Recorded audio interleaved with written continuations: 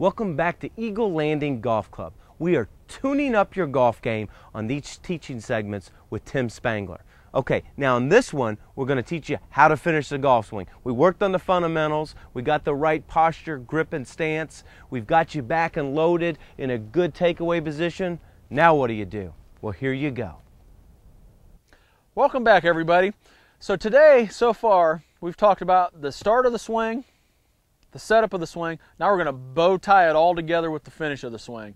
So one thing to remember, these are going to be some new positions for you in your golf. So you have to take some time with it. It's not going to just happen. You're not going to wake up tomorrow, go to the driving range, and put this into play and it's going to work. So you have to be patient with it. But again, setting up with that solid foundation. So right now in this segment, we're going to talk about the finish of the golf swing. Probably one of the most important parts of the golf swing. Now, earlier we did talk about all the setup. We've got all that. Loading, getting that backswing up. Now, to unload that back into position for us to hit that straight golf shot with as much power as we can. So when we talk about the finish of the golf swing, once we've loaded, now we're going to unload. Now the big question everybody wants to know, well, what starts down, the hands or the hip? So that's the age-old argument of which one starts. Don't think about all that. All you want to think about when you start down with your swing, just trying to rotate your body toward the target. Now, rotation doesn't mean sliding. Rotation means when you're set in this loaded position, you're going to rotate your belt buckle or your sternum. You're going to rotate that toward the target. And that's going to get you into your finish position. Now, what this club does coming down with that, so we're up here in our backswing. As we come down, we rotate. See, everything's rotating. The club's going to square up. Now, this is a crucial part to finishing your golf swing. Your right forearm must cross over the left forearm to release the toe of this club. Now, it's one of those things you can practice. You can practice holding that club out in front of you and releasing the toe of that club. Again, it's opening the door and shutting the door. This toe has to release for you to hit a draw or a straight shot. Generally, we slice it because we leave the toe open.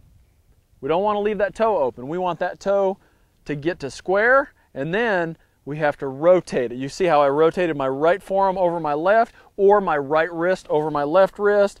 Some people can think of it in the shoulder, where they really just want to rotate that shoulder around. So however you as the golfer want to think about it, you can use your own term to think about it. But whatever you do, that toe must close to get that square golf shot. Now, your timing is going to suffer a little bit because sometimes you're going to close it too quick, sometimes you're not going to close it fast enough. You just have to develop that in your timing of your golf swing as you work with it. So, going over that, we've got our setup. We know we're going to be about a fist away. We're going to be standing real tall, going into our posture.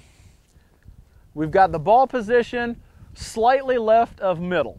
I like it slightly left of middle. We're not always hitting down on the golf ball. So slightly left of middle. We're standing nice and tall. We're going to think about that steady feeling, as steady as we can. Remember, your golf swing is going to have gray areas. You can move a little bit. You don't have to stay boxed in, but as tight as you can keep it, you're going to have better results. So again, don't feel like you have to create the perfect golf swing. Just try to get close to those areas, and you're going to improve. So we're here. We're going to think about staying steady, keeping our spine angle. We're going to go to the top of the backswing. We've loaded.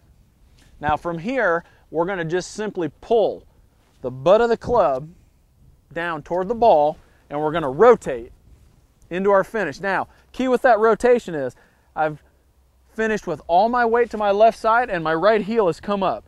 That right heel's dangling. All my weight's to my left side.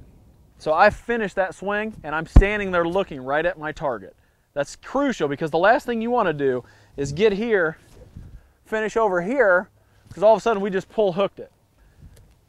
Another thing you don't want to do, finish out here, I've just hit it into the water on the par 3. So you can see your swing is something you just want to do, let the ball get in the way. So if you get up here to this golf shot, get yourself set up, focus on setup, get yourself set up, put your backswing on it, through swing, finish toward your target, you will hit better shots because you're just thinking about the motion. You're not thinking about what that ball's going to do when you hit it.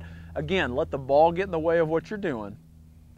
Use your position, set up to it right, put your motion on it. Now, you as a golfer know your ball flight. You know if you have a little stronger grip, you're going to play it a little right to left. You know if you have a weaker grip, you're going to slice it. So again, playing your shot's important as well.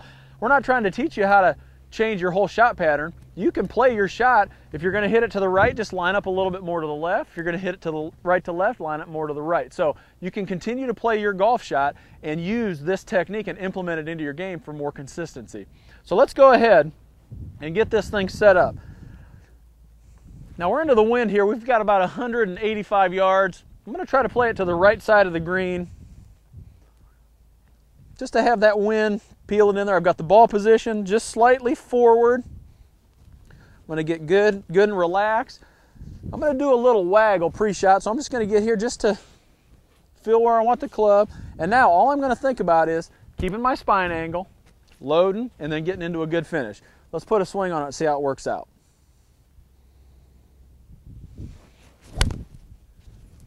So I executed that. I've got my golf shot in the middle of the green. The wind took it a little bit more than I wanted, but I'm fine with that shot in the middle of the green. I've got water right, big hills left, so I'm good with that. So all I did was focus on that. So next time you're getting ready to hit your shot, again, focus on the setup part of it. Don't focus on what the ball's going to do or what the result's going to be. Just focus on getting yourself into that setup. Now, we're going to hit some good, some bad, some indifferent, but that's just golf. So if you get yourself set up each time, put your swing on it, with these new fundamentals, tightening them up a little bit, you are going to find yourself having more success. Any other further golfer stuff, please visit eaglelandingonline.com. We'd love to help you out with your golf swing. We'd love to have you out here playing golf. Anything we can do to help your golf swing, anything we can do to help your golf game. We're friends in golf just like you are, so we urge you to come out here, see the facility. We know you'll have a good time, and thank you for spending an evening with me at Eagle Landing. He played on more than 2,000 golf courses, traveled over 10 million miles entertaining our troops, and palled around with the presidents. The World Golf Hall of Fame presents Bob Hope, Shanks for the Memory. See hundreds of vintage photos, rare video, and more than 400 Bob Hope artifacts on display. Visit the hall at World Golf Village in historic St. Augustine, Florida, and learn about the entertainer who helped shape the game with his humor and passion. If you love golf and my friend Bob Hope, you've got to go.